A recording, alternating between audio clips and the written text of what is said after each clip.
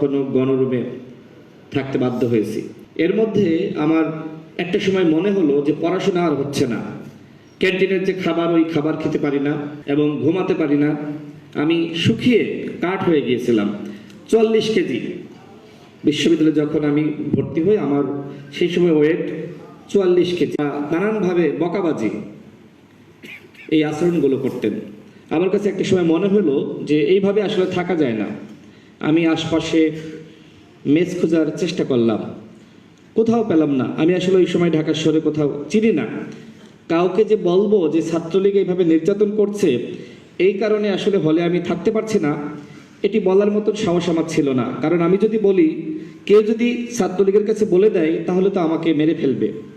কারণ আমি তাদেরকে এই চারিত্রিক বৈশিষ্ট্য দেখেছি যে প্রায় রাতে বিভিন্ন রুমে নির্যাতনের গল্প, নিপীড়ন।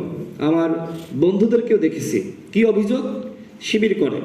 এবং যারা এই টাকনুর নিচে পায়জামা পরতো বা প্যান্ট পরতো তাদেরকে বেশি বেশি সন্দেহ করা হতো। আমার একজন বন্ধুকে বাথরুমের মধ্যে আটকে রেখে, গেস্ট রুমে যে বাথরুম, নির্মমভাবে নির্যাতন করেছে। এরকম অসংখ্য দৃশ্য আমরা দেখেছি। কখনো কখনো ছাত্র দলের পরিচয়ে সন্দেহ হলেই তাকে ছাত্রদল বানিয়ে, শিবির বানিয়ে হাত পা ভেঙে অবস্থা কাহিল করেছে। তো এই ভয়ের কারণে আসলে বলতে পারি নাই যে আমি মেসে থাকবো বা ম্যাচ খুঁজে পাইনি, আমি চিনতাম না। তো এই হলো মোটামুটি গণরুম গেস্ট রুমের অভিজ্ঞতা। এবং এই বইয়ে স্যার যা লিখেছেন এটি আসলে ঢাকা বিশ্ববিদ্যালয়ের মফস্বল থেকে আসা প্রত্যেকটা ছাত্রের গল্প।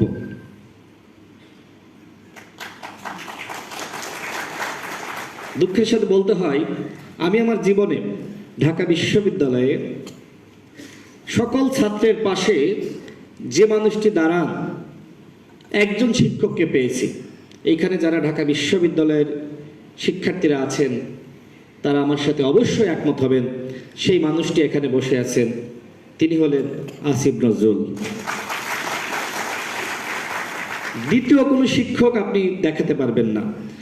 আরো অনেক শিক্ষক আছেন, তারাও মানুষের পাশে দাঁড়ান, ছাত্রদের পাশে দাঁড়ান, কিন্তু শিবির ট্যাগ দিলে সেই শিক্ষকরা ওই ছাত্রের পাশে কখনোই দাঁড়ান না। সাধারণ শিক্ষার্থী নির্যাতন নিপীড়নের শিকার হলে তাদের পাশে দাঁড়ান। এরকম আরো 8 থেকে 10 জন বা 20 জন শিক্ষক আছে, কিন্তু একমাত্র ব্যতিক্রম তিনি হলেন আসিফ নজরুল। যে কারণে অনেকে তাকে নিয়ে, বিশেষ করে তিনি আইন উপদেষ্টা হওয়ার পরে আমার কাছে মনে হয়েছে যে আজকে আমাদের আসিফ নজরুল প্রকৃতপক্ষে এই বইয়ের চরিত্র আবু বক্কর যেভাবে নির্যাতন নিপীড়নের শিকার হয়েছেন, ব্লেম গেমের শিকার হয়েছেন, আজকে তাকে নিয়েও এই ধরনের চক্রান্ত ষড়যন্ত্র করছে একটি মহল। আজকে আমরা দেখতে পাচ্ছি যে আমাদের প্রিয় শিক্ষক তিনি আজকে আবু বক্করের মতন নিপীড়নের শিকার, নির্যাতনের শিকার, সাইবার বুলিংয়ের শিকার। এখানে আমাদের আপা রয়েছে, আমাদের শিক্ষকের সহধর্মিনী। আপনারা দেখেছেন যে তাকে নিয়ে কিভাবে আমাদের স্যার এবং আমাদের ম্যাম তাকে নিয়ে কিভাবে ফেসবুকে, ইউটিউবে লেখালেখি হচ্ছে। আমি স্যার নিষেধ করছি, তারপরেও বলছি যে এরকম একজন মানুষ যাকে আপনারা সকলে জানেন, কাছ থেকে যারা দেখেছেন, আমাদের প্রিয় মানুষ। আমি দেখেছি যখন আক্তার যখন প্রশ্ন ফাঁস হয় ঢাকা বিশ্ববিদ্যালয়ে, যখন অনশনে বসে, কোনো শিক্ষক এগিয়ে যায়নি, একজন এগিয়ে গিয়েছিলেন, তিনি আমাদের আসিফ নজরুল। যখন জরুলাখল থেকে 4 জন শিক্ষার্থীকে শিবির ব্লেম দিয়ে শাহবাগ থানায় গ্রেপ্তার করা হয়, তাদেরকে ছাড়ানোর জন্য যে মানুষটি গিয়েছিলেন তিনি হলেন আসিফ নজরুল। যখন বুয়েটের আবরার ফাহাদকে হত্যা করা হয়, কেউ প্রতিবাদ করছে না। ছাত্র অধিকার পরিষদের পক্ষ থেকে ঢাকা বিশ্ববিদ্যালয়ে আমাদের ভিপি নুরুল হক নূর সহ আমরা, এখানে সিপাত আছে, সিপাত আইন বিভাগের ছাত্র, আমরা একসাথে প্রতিবাদ মিছিল বের করি। আসিফ নজরুল স্যার আমাকে ফোন দিয়েছিলেন, আমার মনে আছে।